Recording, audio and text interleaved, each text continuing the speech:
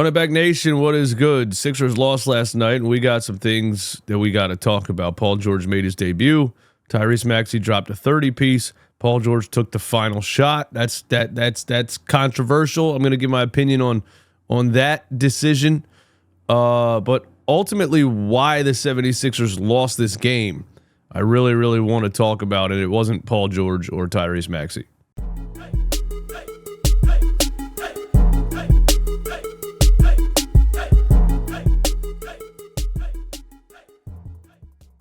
I want to let you know first that this is brought to you by DraftKings Sportsbook, and right now, using promo code RUNITBACK, you can get $200 in bonus bets when you bet just $5 on absolutely anything over on DraftKings. DraftKings, the official sportsbook of the NBA. They got all the best NBA player props, pre-made parlays, same game parlays, the whole deal. The best odds in the game. DraftKings is the place to go. Use promo code RUNITBACK. Bet just $5. Get $200 in bonus bets. Gambling problem? Call 1-800-GAMBLER. RUNITBACK Nation, what is good? Sixers sickos, what is good? Real sicko behavior last night. Staying up until after midnight watching the 76ers play the Phoenix Suns. Paul George's debut. A lot of good things to talk about. A lot of things that are concerning, not just Paul George taking the last shot when Tyrese Maxey had a 30-piece on his birthday, but a lot of Nick Nurse decisions and a lot of size concerns and defensive lineup concerns I think we're going to get into. Okay, hit the like button. Give me 1,000 likes on this video. Subscribe to the channel. We're almost at 25,000 subscribers. We're at 24,800. And let's get down to business. I first want to talk about why the 76ers lost this game to the Phoenix Suns. And they put up a fight, and the Paul George debut was, fun to watch, and it's a breath of fresh air having another guy that can create a shot, and it takes pressure off of Tyrese Maxey. And the whole game looked different with Paul George out there, and I'm happy about it. I'm excited about it moving forward. But none of those things are the reason the Sixers lost this game. The reason the Sixers lost this game is because Guerschon Yabusele is not a center. And, look at this play right here. This is 116 to 116, 30 seconds left. Last possession. Kevin Durant gets a game-winning bucket here. And why does he get a game-winning bucket here? Well, first of all, you got Yabusele guarding Kevin Durant. I don't even know how that happens. But right when I saw it happen, I said, game over. Game over. This is a bucket. I love Yabusele. I love what he did on the offensive end. I love his physicality and his tenacity, but he can't guard Kevin Durant, bro. So he gets absolutely smoked right here. And your only other line of defense is Paul George in the paint. You know what I mean? So Kevin Durant gets a pretty easy game-winning layup because Yabusele obviously can't guard him one-on-one. And Yabusele was the only center on the floor. He's not even a center, actually. There's no center on the floor. If Nick Nurse does not play a Dembona for defensive purposes, the Philadelphia 76ers are going to lead the NBA in points given up at the rim by a fucking landslide. He did it again the entire game. He played Yabusele at backup center. He tried nothing else as the Phoenix Suns were getting layup after layup after layup. And you have a kid that you drafted in the second round who has probably the best around the rim defensive instincts on the entire roster. And he won't play him. And this is what you get. This is what you get with that. You get your center outside the three-point line, who's not even really a center, gets blown by, and your only other line of defense is Paul George in the paint, and it's an easy layup. The Sixers are going to have to play a Dembona for defensive and rebounding purposes with Joel Embiid out, or they're cooked. And at this point, when Joel Embiid does come back, you're going to need him to be very defensive minded, and I'm not sure at this point in his career he can burden that load for an entire game, for an entire season. So I am concerned about the 76ers interior defense, their backup center situation, and the fact that Nick Nurse is obsessed with playing Yabusele at backup center and trying nothing else when other teams are just going right into the paint. And I mean, you won the game on a wide open layup. What does that tell you? Let's continue. Another thing that really bothered me last night was the fact that Jared McCain played 3 minutes in this game. He played 3 minutes in the first half. He hit a three, he got a rebound, he had an assist, and he didn't see the floor again because Nick Nurse is obsessed with Kyle Lowry. Kyle Lowry and Eric Gordon together, they were decent offensively, but they cannot guard anybody. Like, legitimately, everybody can run past Eric Gordon and Kyle Lowry, and Nick Nurse had them on the floor together. Not only that, he had lineups of Maxey, Lowry, and Gordon on the floor. He had 3 undersized guards trying to defend Kevin Durant, Devin Booker. It bothers me. Now, I don't think that would have changed the outcome of the game drastically, but it just bothers me that Jared McCain scored 19 points last game and gets 3 minutes the following night. Nick Nurse is, in that regard, a literal Doc Rivers clone. He loves old guys. He refuses to play young guys. Let's continue. Let's talk about the final couple of possessions for the 76ers. Okay, Yabusele had the driving dunk of a Paul George assist to put the Sixers up 115-108. Immediately after that, they completely collapsed, and I'm not sure if they scored another point the rest of the game besides the Tyrese Maxey free throw. Actually, yeah. For 3 minutes and 22 seconds left in the game, the 76ers, after this dunk, scored 1 point on the Tyrese Maxey free throw in 3 minutes and 22 seconds. And look at the order of events. And the problem I had with it was that Tyrese Maxey had 30 points. He wasn't getting the ball these last couple of possessions with 3 minutes left in the game. It was a lot of Paul George, which I'm okay with. He's coming back. He's trying to get into rhythm. He's trying to get his chemistry going. It's fine.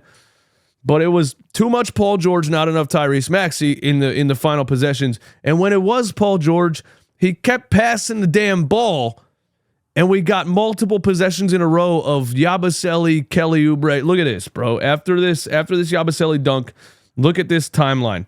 Yabusele missed 3-point shot. Caleb Martin steal. Kelly Oubre missed layup. Yabusele rebound. Yabusele missed 3-point shot. Paul George steal. Yabusele traveling turnover.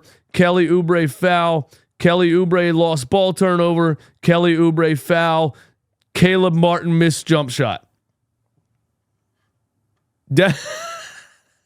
Legitimately, like 5 possessions in a row, it was Paul George getting double teamed and kicking the ball out to not Tyrese Maxey. It was Caleb Martin, Kelly Oubre, and Yabusele. We had a Yabusele travel. We had a Kelly Oubre miss layup. We had a Caleb Martin absolute brick on about a 12-foot mid-range jump shot. I don't even want to get into Caleb Martin. The guy put on a Sixers jersey and lost all of his basketball talent. But those last couple of possessions were absolutely ridiculous. The Sixers collapsed with 3 minutes left, scored 1 point in the final 3 minutes and 22 seconds, and it was a Tyrese Maxey free throw. I have an issue with Tyrese Maxey not touching the ball hardly in those final possessions after having 30 points in the game. And I want to talk about this because Paul George did take the final shot, yes. Do I hate it? Not necessarily, because if he made it, we're all celebrating him. Although Tyrese Maxey was cooking, Paul George is just trying to get warmed up. It should have been Tyrese Maxey to finish the game. I agree with you guys on that. He missed the step back jumper to try to tie the game. I think my concern is more with what Paul George said after the game about this final shot. Listen to this. Just listen to it, and then, I want to give my opinion on it. I mean, that was, again, bad evaluation. I thought we were down 1. I thought when KD made the layup, that put them up 1. Otherwise, go for the 3 to try to win the game opposed to going for a 2 to tie the game.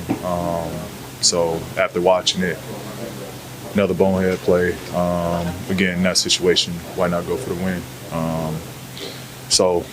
Yeah, I mean, it was, but I mean, I got the matchup. Kyle did a great job of putting a favorite matchup in that situation. I got a good look, rimmed in and out.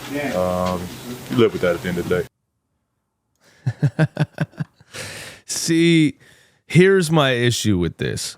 And I said this when Paul George was on his podcast in the offseason talking about the money that he wanted and why he signed with the Sixers and how the Clippers offered him $30 million, and he laughed about it.